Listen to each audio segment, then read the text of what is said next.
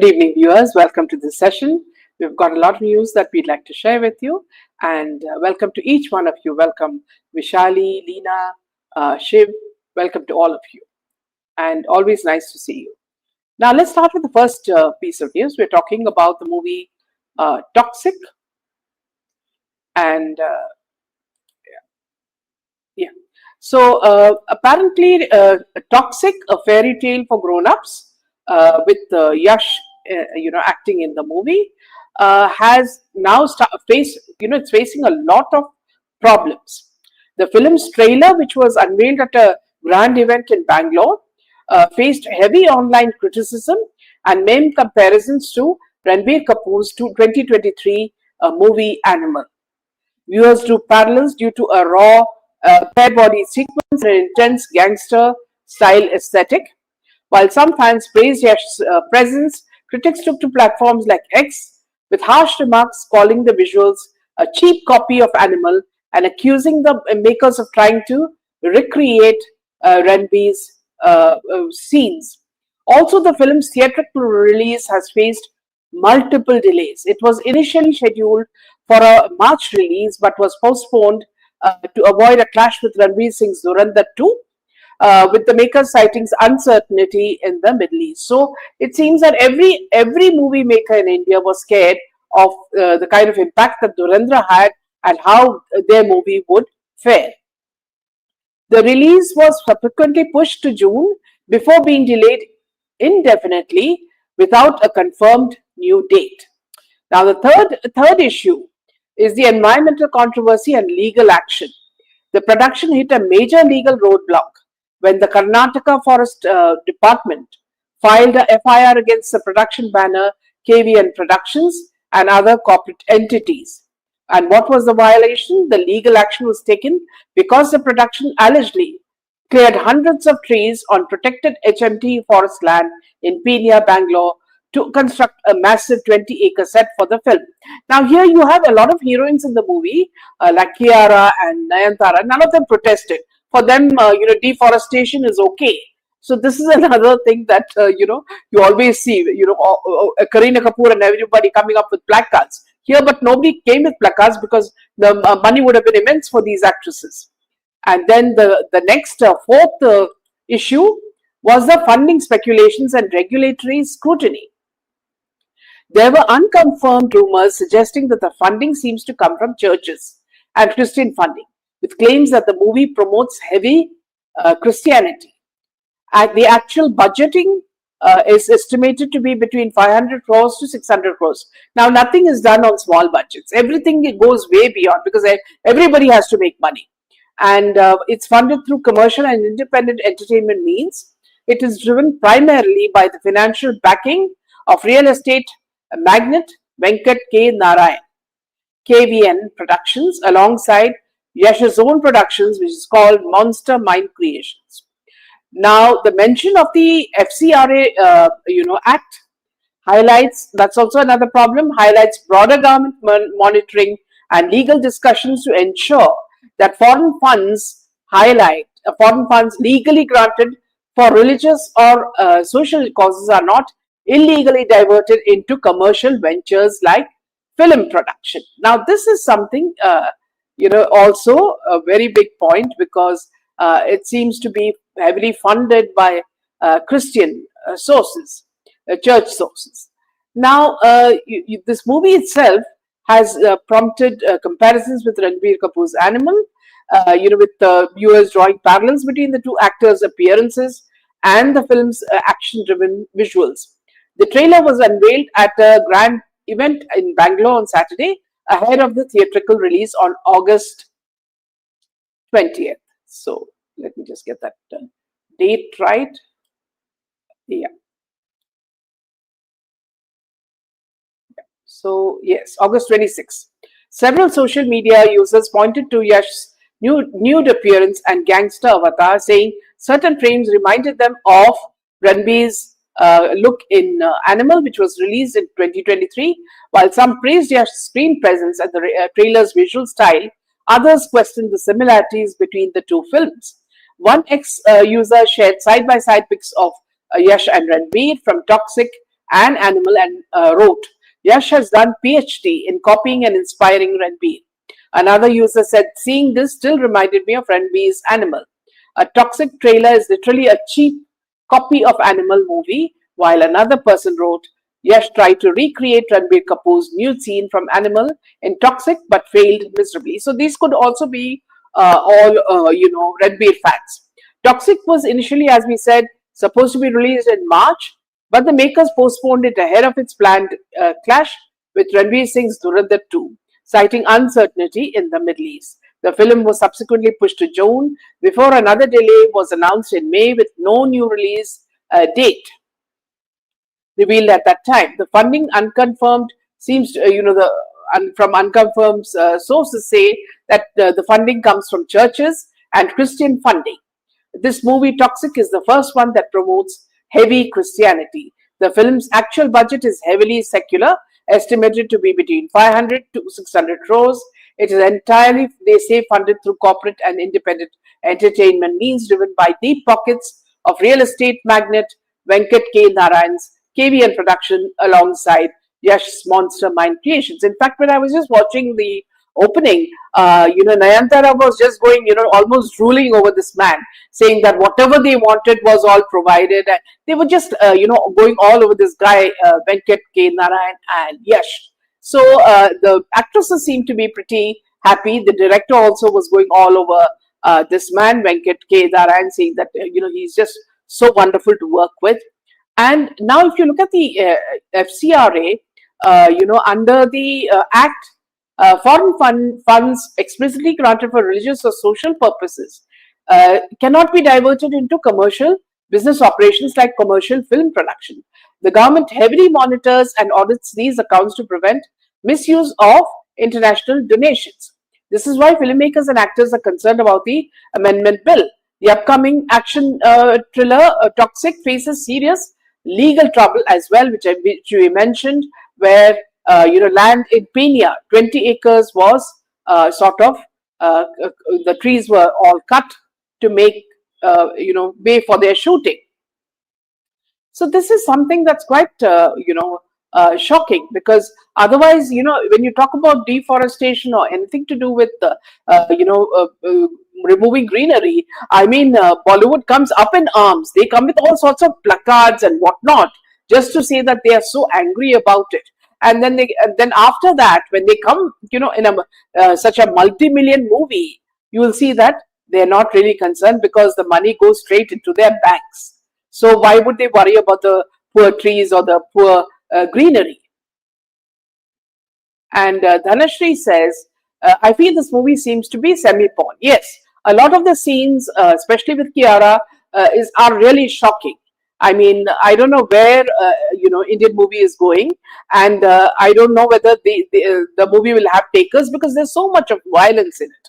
I don't know why these people are going towards violence and so much of sex, as Dhanashri also says very clearly. And this is the trailer. Can you imagine what the movie would be?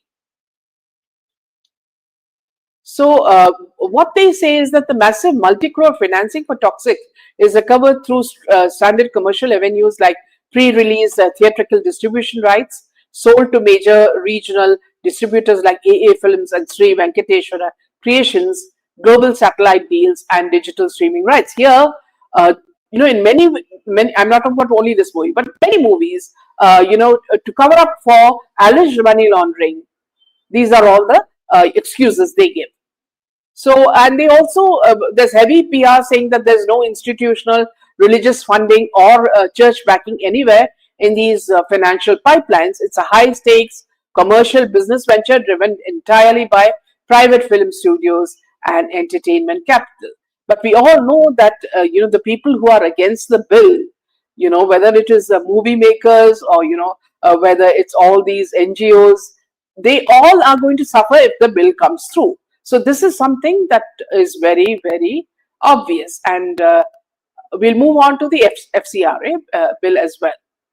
Now, let's go on to what, there was a very good interview of Arnab with the, let me just go to that. Yeah.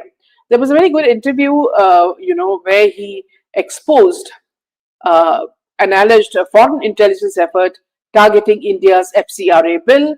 And US, Rep. Chris Smith published monsoon session dates on May 21, weeks before Kiran Rijiju's July 4th announcement. CJP was created on May 16th. So you'll see the link between all these by ex-ARP associate Abhijit Dipke, and allegedly gained 22 million suspect bot followers within 6 days. You see how they, get into the social media, and we all think that they are actual followers. Now, Marco Rubio bypassed official government meetings in Delhi to visit missionaries of charity in Kolkata amid the FCRA row. Accountability over foreign funding, why FCRA should matter to every Indian. So lots of patriots are saying that please put your face and with a sort of a logo saying that, see, we want the FCRA bill to be passed. Every Indian wants the FCRA bill to be passed if it is to safeguard Indian interests. So this is very important, friends. So Dhanashri says, biggest joke is that there's no funding in, yes, absolutely. Yeah. So now India has nearly 3 million registered NGOs, and the vast majority do honest work in health, education and disaster relief. But a few high-profile cases over the last decade show why oversight of foreign money cannot be treated as optional. When transparency fails, charity quietly slip into influence. Now, let me tell you about a personal experience myself. Now, there was a group who were saying that they are, going to work for, to fund people, like researchers who want to work on patents. And they said that this is going to be a very patriotic cause, and they, flung a few big names of some top scientists. And it was called, so I can't name it now, so I'll tell you. So what happened was a lot of the top high profile people joined, and I also felt that, see, if it is a patriotic cause, I will also join and help them.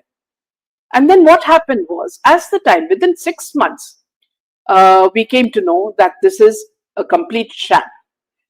When they had an event, just before I sort of resigned from it, and many other people also resigned from it, we realized that the money that they made at an event, nothing was transparent about where the money came from and where it went.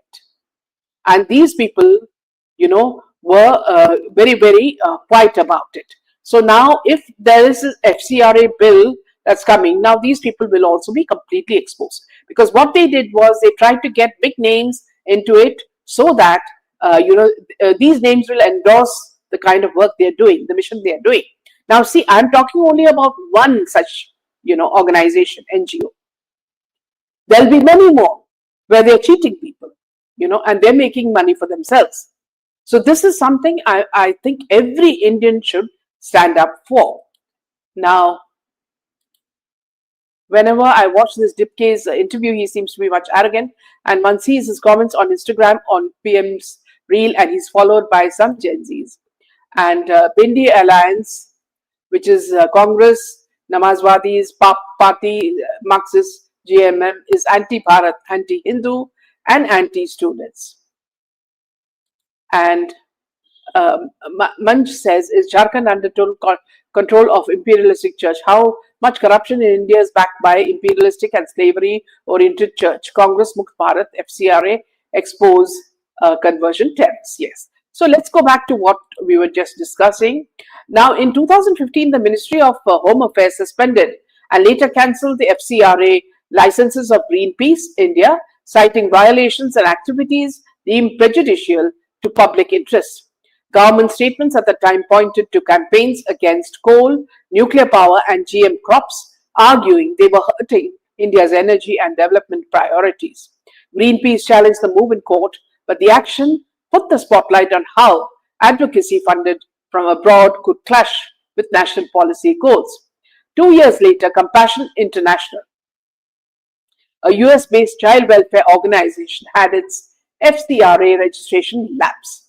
It was part of a wider MHA crackdown in which around 20,000 NGOs lost their licenses. So I'm talking, even the organization I was talking about, I'm sure they will also be scrutinized for this, for not filing annual returns and for other compliance gaps. Compassion said the decision disrupted a sponsorship program for thousands of children, while the government maintained that funds had been routed without adequate transparency. Exactly what I was talking about. The Ford Foundation also came under scrutiny in 2015 when it was placed on a prior permission watch list over allegations of funding groups linked to political activity. The foundation was later taken off the list after agreeing to stricter disclosures. The episode underscored how large foreign grants can shape agenda in sensitive areas if there is no guardrails. Now, audit reports from the CAG and MHA's own FCRA annual returns have flagged recurring problems. These include late or missing filings, diversions of funds from stated purposes, money being passed to unregistered entities, and administrative expenses eating up too much of the grant. There were not one-off errors, but pattern repeated across years. These patterns were the direct reason Parliament passed the 2020 FCRA amendments. The new rules banned subgranting foreign funds to other NGOs, capped administrative costs at 20%, made Aadhaar or passport details mandatory for office bearers, and required quarterly reporting. The stated aim was simple: greater transparency and accountability in how foreign contributions are used. This is not about being against aid. It's about protecting sovereignty. As Sardar Patel's often quoted line goes, a country's greatness lies in its ability to protect itself. And as Swami Vivekananda said in 1897, for the next 50 years, this nation shall worship the nation alone. That means putting India's interests first. Excuse me. Regardless of who is in power. Unfortunately, since that did not happen, we are here, we are where we are. A strong FCRA framework helps any government to prevent misuse, block channels that can be used for anti-national activity, and ensure foreign charity does not quietly become foreign interference. Good NGOs with clean books will continue their work. Those who hide behind paperwork will lose cover. In the end, accountability is what keeps both compassion and the nation safe. So now a very important point that Shiv had made was that why is the bill getting delayed? So let me just take Shiv's point. Shiv said, why is the government unnecessarily dragging FCRA and delimitation bill? What was the need of sending FCRA bill to the Joint Parliamentary Committee? And also some other points coming. Let me just see. Yeah, so I'll take these. Yeah. So, yeah. So now, this bill was introduced in Lok Sabha and remained under consideration in Parliament.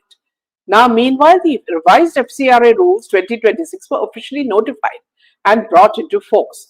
The legislative updates establish a centralized designated authority to supervise, manage and dispose of foreign contributions and assets belonging to entities whose FCRA certificates have been cancelled, surrendered or deemed to have ceased through non-renewal.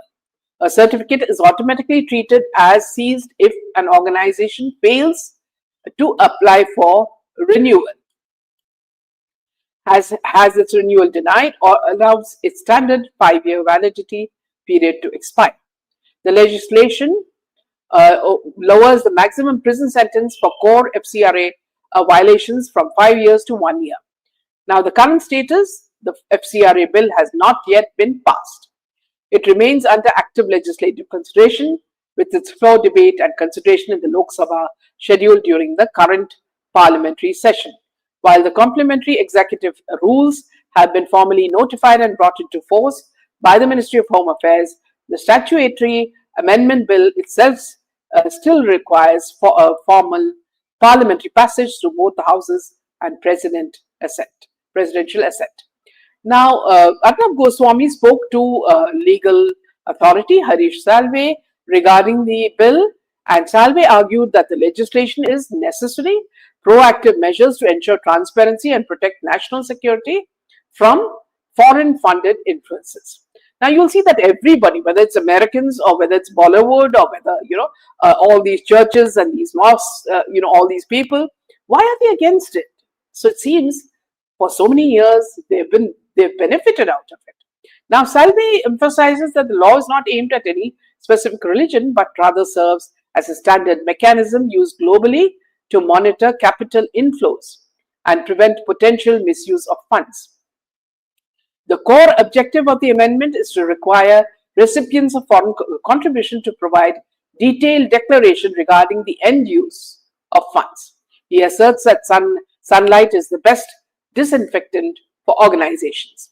The discussion highlighted also concerns that the foreign money is sometimes funneled into India to weaponize NGOs, manipulate media, which is what we saw in the cockroach protest, and fuel inorganic protests designed to block economic development or influence domestic policies. Salve rejects claims that the act is anti-minority or anti-Christian, noting that it applies equally to all entities, including political and religious institutions. He points out that this is not a primary focus, but rather the exploitation of economic distress in tribal regions through illicit financial inducements.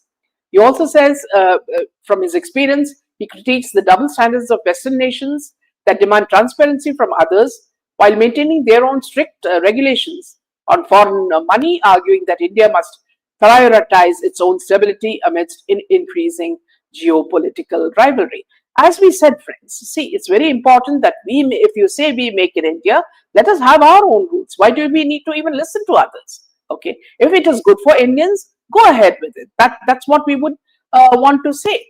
Now, let me just take a few comments. They are slaves of Soros, Pannu, Church. By the way, is Rahul back from his secret foreign trip? These Deshrohis have nothing to do with education. Is Jharkhand under the control of imperialistic church?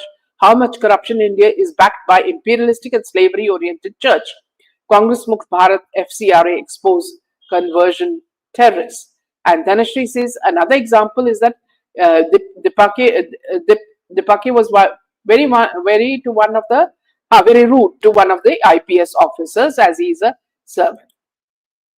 One can also check the NGOs run by these so-called activities. Absolutely. So I don't know whether I missed out any comments. Okay. Now going back to, yeah. So now AICC General Secretary K.C. Venugopal. Now we're talking about Congress. So cautioned the Congress leaders against making public remarks that could give the BJP political ammunition as he responded to Shashi Tharoor's comment on Rahul Gandhi's outreach to Gen Z. He was reacting to Tharoor's reported observation that Rahul Gandhi's Chatron Ki Goonj program has not resonated with young people as strongly as the Cockroach Janata Party protests. I've only seen a statement reported through some media channels. I haven't heard what he said exactly. This is what Venugopal said. He said Tharoor should clarify his remarks himself, but added that Congress leaders need to exercise caution. You can, he will say only this because he is just, lapping what Rahul Gandhi says or Sonia Gandhi says. Even if Congress members do not always strictly abide by party frameworks or discipline, we must be careful to avoid making statements that merely appease the BJP. The BJP will be delighted if someone finds fault with Rahul Gandhi or say two negative things about him that would make them happiest. He, however, said he did not believe Tharoor had made the remarks deliberately. All of us should take care, knowingly or unknowingly, which is, in other words, listen to the dynasty. It's very clear. Okay, so now moving on to the next piece of news. So we're now talking about Sushant Singh Rajput and Disha Salyan case.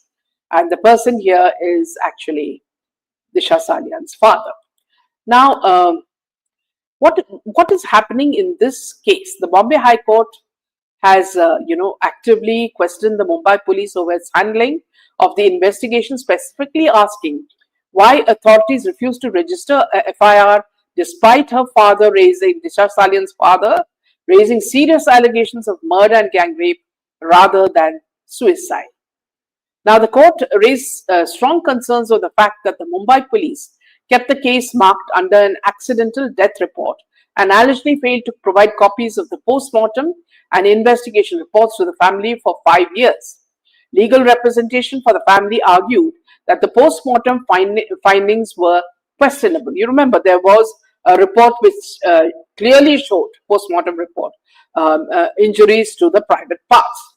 Now, he also pointed out anomalies such as lack of physical injury marks consistent with the 14th floor fall and inconsistencies in where the body landed relative to the building. You remember. Now, apparently when the body fell, there was no blood, and none of the bones are also broken. So now question comes in, how come, and her body was naked. So how come she was naked when she committed suicide, and how come her bones were not broken and there was no blood? Now, the state's public prosecutor maintained that the police conducted multiple inquiries, including gathering statements from individuals present at a gathering on the night of the incident, which consistently pointed towards suicide. The bench directed the petitioner to submit a chronological list of events and specific circumstances supporting a cognizable offense, scheduling the next hearing for this month on the 24th. Now here, friends, I'm going to tell you something very, very shocking, because you remember when all this was happening, the people who actually kept on harping on having proof and witnesses was Narayan Rane and Nitish Rane of the BJP. And they kept on saying that we have ample proof. We also know that this guy, Uddhav Thackeray's son, he was not anywhere near that area, and that, so now they said that they have proof where exactly Aditya Thackeray was.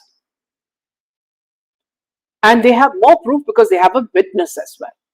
Now, apparently now I cannot divulge the name of the person, but I've got a source who said that Narayan Rane and Nitish Rane, in court, were given full opportunity to give the proof in their hands, which they failed to.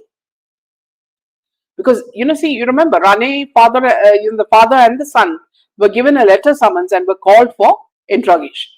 For that full day, they were interrogated and were called upon to give proof in their position to substantiate their claim of murder of Disha.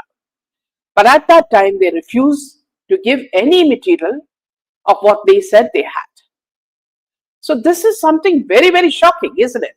Every time you remember during the, all the arguments had happened, and the way they bravely fought, and they said that they will give the proof and ensure that Aditya Thackeray will suffer.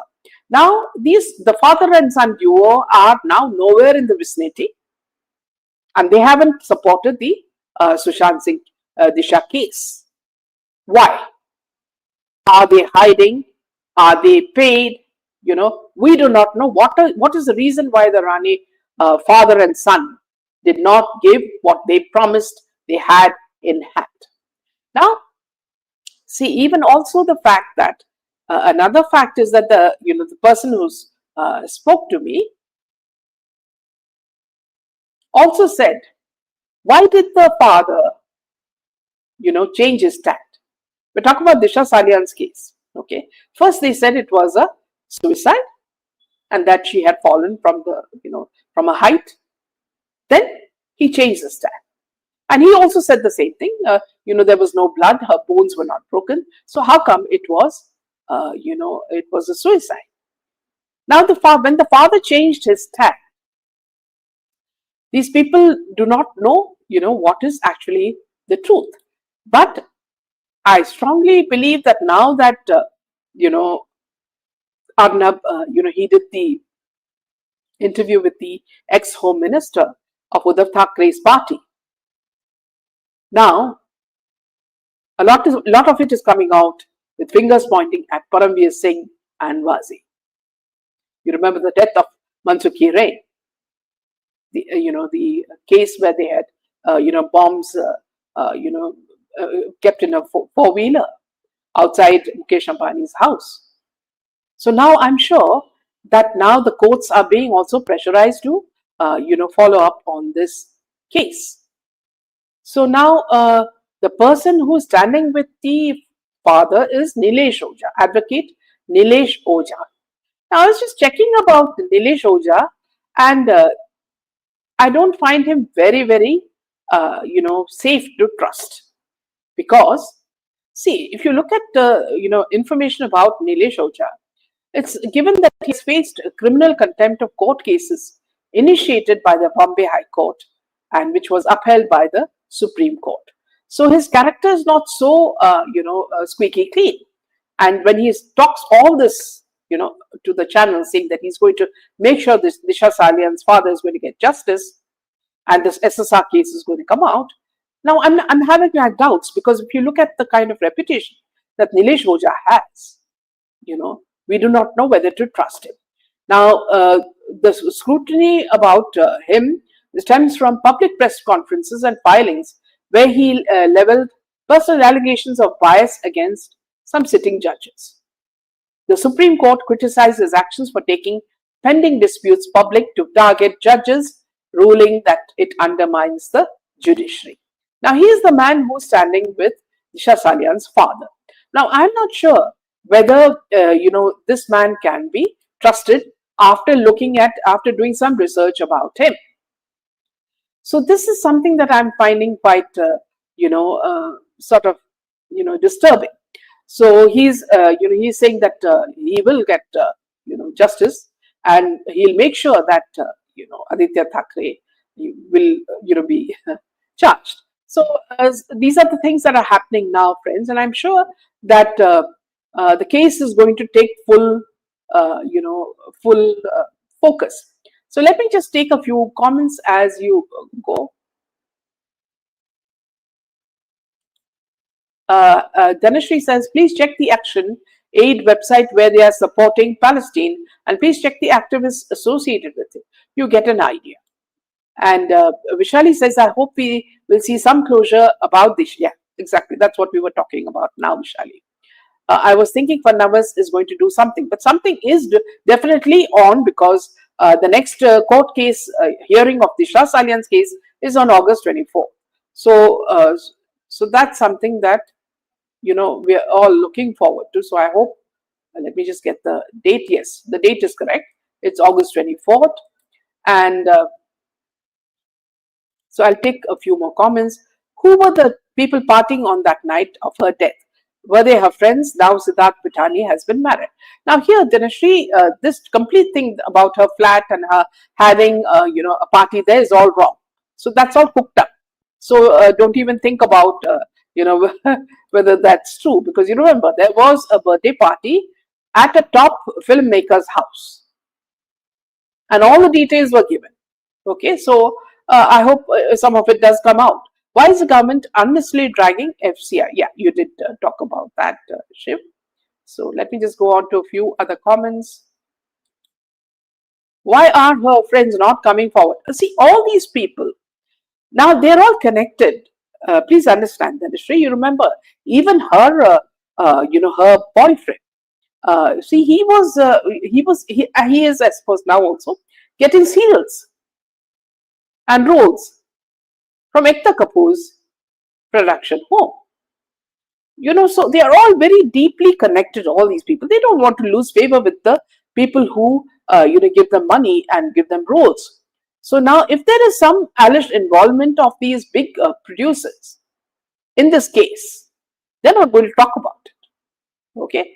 So that's one reason why these friends don't come out. SSR sister is a lawyer. She must be aware nothing is going to happen. See, here also, you remember, Leena, that she, somewhere she was threatened, and some of her in-laws were also, came under attack. So this was something that happened at that time. I feel Ujjwal Nikam should take up the Disha and SSR case. I Actually, Dhanashri and Leena and Vishali, I'm very upset with the fact that the Ranis, backtracked. If they had proof and they had a witness, they should have been the first ones to help us. The people have been fighting for this case, justice for SSR, Disha, and so many others for more than 6 years. And did they even, spoke to us, on live Twitter, Twitter sessions, saying that they will, bring it to a conclusion. But they never did. They backed out. And this came from a person who I can trust. And the lawyer who's standing with Disha Salyan's father, they say that he also cannot be trusted. So now I don't know whether the truth will come out. Anyway, let's wait and see. We've been patient. I'm really flabbergasted about the sister's behavior. The sister in USA, she was only bothered about launching her book using SSR's name, and the lawyer sister in Delhi, I don't know, how, in which way she contributed other than having some candlelight, events. None of the sisters really bothered, unless, of course, there's something more sinister to it, whether the underworld had threatened them, a lot of things behind that as well. And now I don't know whether we can trust this lawyer, because he keeps, I've never seen a lawyer speak like this. In one of the shows, I saw him speaking almost like, people having tea or coffee and, talking loosely. And he was saying as though, Aditya Thackeray and the other people will be immediately put into prison. So these things, very loosely spoken. Now, if you're a lawyer of very good repute, you would be very careful about your words, because you don't want, the concerned people to know what you're doing, isn't it? You would be very careful about it. So this is something that has really upset me. And Dhanashri says, I feel SSR sister Meetu is a bit weird. Jia Khan's mother is also so committed. Yes, absolutely. So with this, friends, I hope that on August 24th, we can get something positive. Let us wait for that.